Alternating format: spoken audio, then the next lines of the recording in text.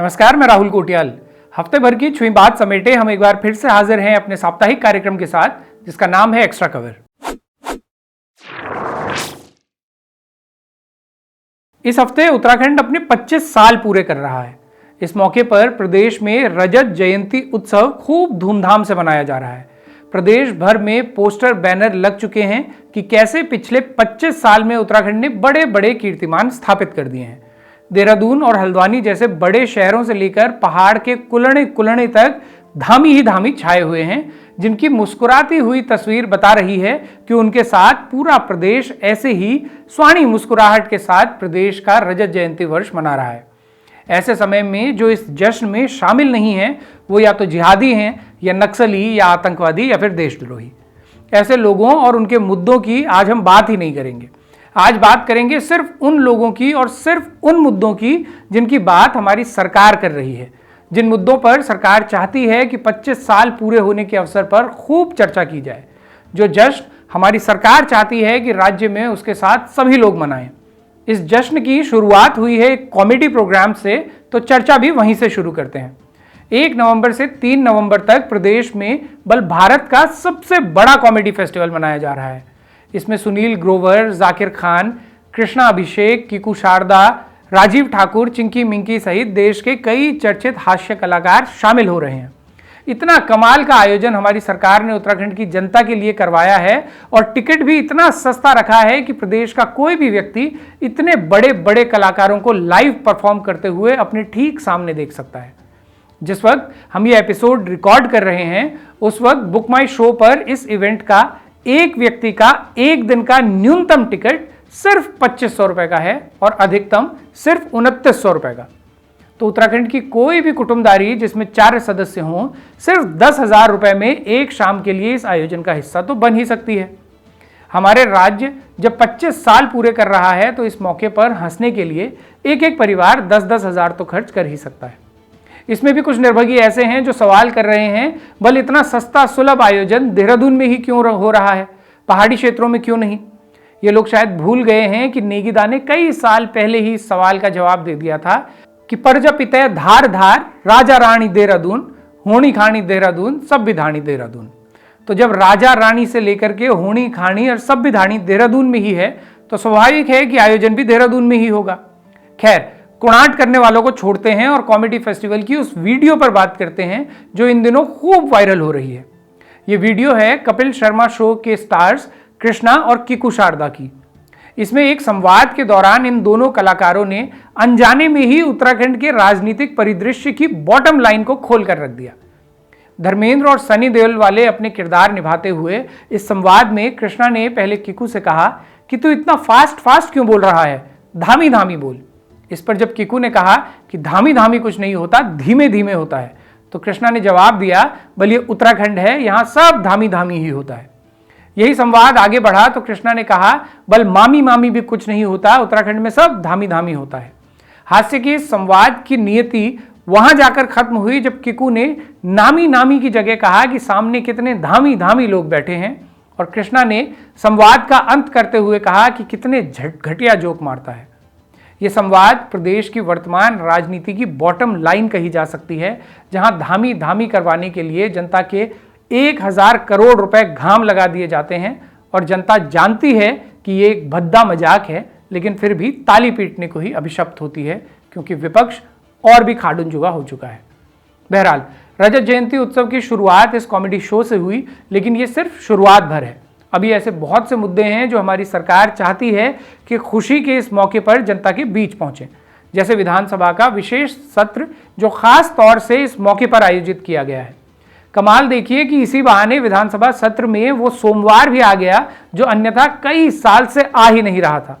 हमने extra cover के पिछले कुछ एपिसोड्स में आपको विस्तार से बताया था कि आखिर हमारी विधानसभा की कार्रवाई में कभी भी सोमवार क्यों नहीं आता, और अगर आता भी है तो सिर्फ तब जब प्रदेश में या तो शोक का माहौल हो या ऐसे ही उल्लास का, जिसमें सोमवार की कार्रवाई स्वाहा कर दी जाए।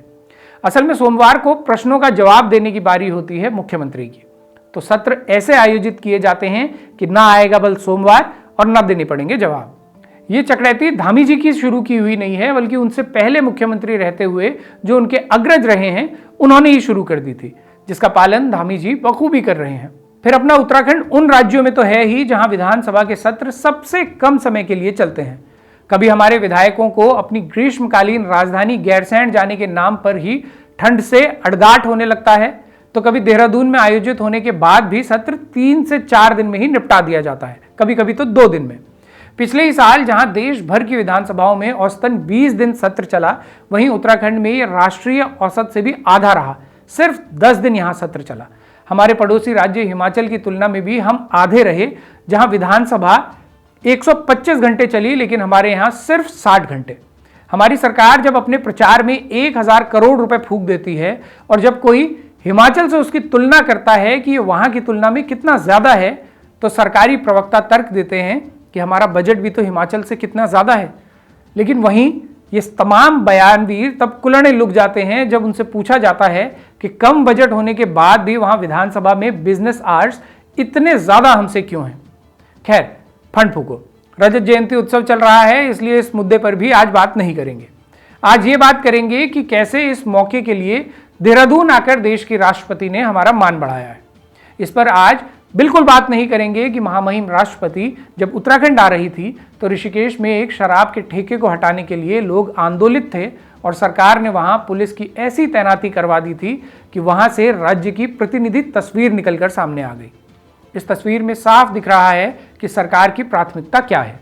वैसे ये भी सच है कि शराब से सरकार को अच्छा राजस्व हासिल होता है और थोपी हुई शराबबंदी देश में कहीं भी कामयाब पहल साबित नहीं हुई है।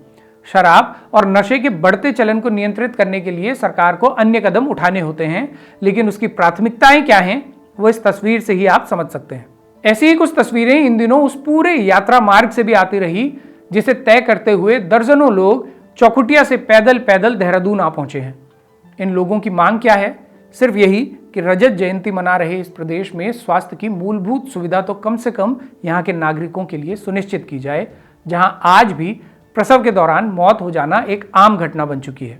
तस्वीरें वो भी सामने आई हैं जब पैदल यात्रा कर रहे इन लोगों को पुलिस ने देहरादून शहर में प्रवेश करने से पहले ही जबरन रोक लिया। ठीक भी है, हमारा प्रदेश रजत जयंती का भव्य आयोजन कर रहा है, जश्न मना रहा है। इसमें शामिल होकर धामी धामी करने की जगह ये लोग स्वास्थ्य सेवा बेहतर करने की मांग कर रहे हैं। ऐसे लोगों को रोका ही जाना चाहिए, वरना बेवजह ये उस आयोजन में खलल पैदा करेंगे जिसे करवाने के लिए हमारी सरकार ने हमारे हिस्से के करोड़ों रुपए लगाए हैं। इसलिए आज हम इन लोगों की भी बात नहीं करेंगे, बल्कि बात करेंगे कि राष्ट्रपति के बाद अब प्रधानमंत्री भी देहरादून आने वाले हैं और उनके स्वागत की तैयारी चेक करने के लिए हमारे मुख्यमंत्री जी रोज निरीक्षण कर रहे हैं। आज हम बात करेंगे इसकी कि प्रधानमंत्री जी के आने से राज्य को कितना कुछ मिल जाएगा। जैसे कि यही खबर देखिए, देहरादून में सैन्य धाम का लोकार्पण कर सकते हैं प्रधानमंत्री। वैसे इस खबर का एक पक्ष और भी है। कई साल भारतीय सेना में सेवाएं दे चुके रिटायर्ड कर्नल निधिकांत ध्यानी ने हाल ही में पीएमओ और देश के रक्षा मंत्रालय को पत्र लिखते हुए कहा है कि प्रधानमंत्री को सैन्य धाम का लोकार्पण नहीं करना चाहिए, क्योंकि अगर ऐसा हुआ तो उस तमाम भ्रष्टाचार पर पर्दा पड़ जाएगा जो सैन्य धाम के नाम पर हुआ है। कर्नल ध्यानी ने अपने पत्र में लिखा है कि उत्तराखंड सरकार में मंत्री गणेश जोशी पर भ्रष्टाचार के कई आरोप हैं और सैन्य धाम मामले में भी उनकी भूमिका संदेह के घेरे में है। अगर प्रधानमंत्री या देश के रक्षा मंत्री सैन्य धाम का उद्घाटन करते हैं तो भ्रष्टाचार के वो तमाम आरोप प्रधानमंत्री और रक्षा मंत्री का नाम इससे जुड़ने के चलते दबा दिए जाएंगे। लेकिन इससे भी हमें क्या, प्रदेश में रजत जयंती उत्सव है, इसलिए हम सिर्फ अच्छी अच्छी बातों पर ही ध्यान देंगे और कर्नल ध्यानी के आरोपों पर बात नहीं करेंगे। आज हम बात नहीं करेंगे कि उत्तराखंड ड्राफ्टमैन भर्ती 2021 में सफल हुए अभ्यर्थी अभी तक भी नियुक्ति क्यों नहीं पा सके, बल्कि उनसे भी निवेदन करेंगे कि जश्न के मौके पर वो भी धामी धामी करें। आज हम बात नहीं करेंगे उन तमाम युवाओं की जो किताबों में घुसे रहते हैं ताकि सरकारी परीक्षा पास करके उन सपनों को पूरा कर सकें जो उनके माता पिता ने उनके लिए देखे हैं, लेकिन कभी पेपर लीक के चलते तो कभी लाल फीताशाही के जाल में परीक्षाओं के साथ ही उनका भविष्य भी उलझ कर रह जाता है। हम बात नहीं करेंगे उन युवाओं की जो इंतजार में हैं कि यूकेपीसीएस की मुख्य परीक्षा का परिणाम जल्दी आए, क्योंकि इसमें हो रही लगातार देरी उनके भविष्य पर गहरे काले बादलों की तरह छा रही है। हम बात करेंगे सिर्फ उन आंकड़ों की जो हर गली नुक्कड़ के सामने बड़े बड़े पोस्टरों पर टंगे हुए हैं इन दिनों कि सरकार ने कितनी नौकरियां बांट दी हैं और कितने डॉक्टर तैनात कर दिए हैं। हम बात करेंगे स्वास्थ्य मंत्री जी के उस बयान की जिसमें वो आज से 2 साल पहले ही बता चुके हैं कि उत्तराखंड में अब डॉक्टर इतने सरप्लस में हो गए हैं कि यहां मरीज डॉक्टर को नहीं बल्कि डॉक्टर मरीज को ढूंढ रहे हैं। हम बात करेंगे उस कमाल की तकनीक की जिसके माध्यम से रिमोट पतेड़ कर बादलों को अगने पिछने ठसकाया जा सकता है और जिससे बारिश नियंत्रित की जा सकती है। इस कमाल की तकनीक के आने से उत्तराखंड में आपदाओं से भी बचा जा सकता है। इसलिए हम सिर्फ उस सुनहरी उम्मीद की बात करेंगे जिसके लिए हमारे नेता दिन रात काम पर लगे हुए हैं और हम एक बार भी सवाल नहीं पूछेंगे कि धराली में आज तक भी किसी को मलबे के नीचे से क्यों नहीं निकाला जा सका और वहां के लिए सरकार के पास आखिर रोड मैप क्या है। हम सवाल नहीं करेंगे कि राज्य जब अपनी रजत जयंती मना रहा है तब भी उसके पास अपनी राजधानी का समाधान क्यों नहीं है। हम नहीं पूछेंगे कि पूर्व मुख्यमंत्री हरीश रावत अब यह स्वांग क्यों कर रहे हैं कि 2027 में कांग्रेस की अगर सरकार आई तो गैरसैंण को स्थायी राजधानी बना दिया जाएगा, क्योंकि प्रदेश में कांग्रेस ने भी इतने साल तो राज किया ही है कि राजधानी के मुद्दे को सुलझा सकती थी और गैरसैंण को स्थायी राजधानी बना सकती थी। लेकिन उसने ऐसा नहीं किया और आज स्थिति यह है कि डॉक्टर से लेकर मास्टर तक कोई भी पहाड़ चढ़ने को तैयार नहीं है। लेकिन इस सवाल को भी आज हम उन तमाम सवालों की तरह नज़रअंदाज कर देंगे जिन सवालों के चलते पृथक राज्य उत्तराखंड आंदोलन की नींव पड़ी थी, क्योंकि ये 25 साल के जश्न का मौका है। इसलिए सिर्फ जश्न ही होना चाहिए जिसके लिए हमारी सरकार इतनी मेहनत कर रही है। हम बात नहीं करेंगे इस खबर पर जिसमें बताया गया था कि रोजगार का सवाल पूछने पर मंत्री जी इतनी नाराज क्यों हो गई कि उन्होंने 2 पीआरडी जवानों को रोजगार से ही निकाल दिया, बल्कि हम जश्न मनाएंगे कि हमारे मंत्री इतने धाकड़ हो चुके हैं कि आखिर उनसे कोई सवाल पूछ के तो देखे। हम ये भी सवाल आज नहीं पूछेंगे कि पुलिस भर्ती वाले अभ्यर्थी आखिर क्यों परेशान घूम रहे हैं, क्योंकि कम से कम इन्हें ही अगर नियुक्ति मिल जाती तो ऋषिकेश में शराब के ठेके के विरोध में आंदोलन कर रहे लोगों से लेकर स्वास्थ्य सुविधाओं के लिए पद यात्रा कर रहे लोगों तक सबको और भी ज्यादा मजबूती से कुचल पाने के लिए सरकार के पास ज्यादा ताकत होती। रजत जयंती के इस मौके पर हम प्रदेश की जनता से कहीं ज्यादा बधाई अपनी सरकार और अपने तमाम नेताओं को देते हैं जिनके लिए उत्तराखंड राज्य निर्माण सबसे ज्यादा सार्थक रहा। ऐसा नहीं है कि उत्तराखंड के लोगों को राज्य निर्माण से कुछ हासिल नहीं हुआ हो। हमारी पहचान से लेकर उत्तराखंड के तमाम इलाके राज्य बनने से समृद्ध हुए हैं। कई इलाके अति दोहन का शिकार भी हुए, लेकिन कई इलाकों तक सड़क से लेकर रोजगार तक पहुंचा है।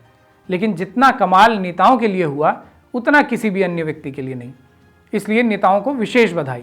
जिस तरह की वृद्धि हमारे नेताओं की संपत्ति में हुई है, जैसी पौबहार कांग्रेस और भाजपा की आई है, उसका अंश मात्र भी प्रदेश के आम नागरिकों तक पहुंच सके तो राज्य की रजत जयंती पोस्टरों, बैनरों और आलीशान पंडालों में नहीं बल्कि प्रदेश की हर एक सड़क पर पूरी धूमधाम से मनाई जाएगी।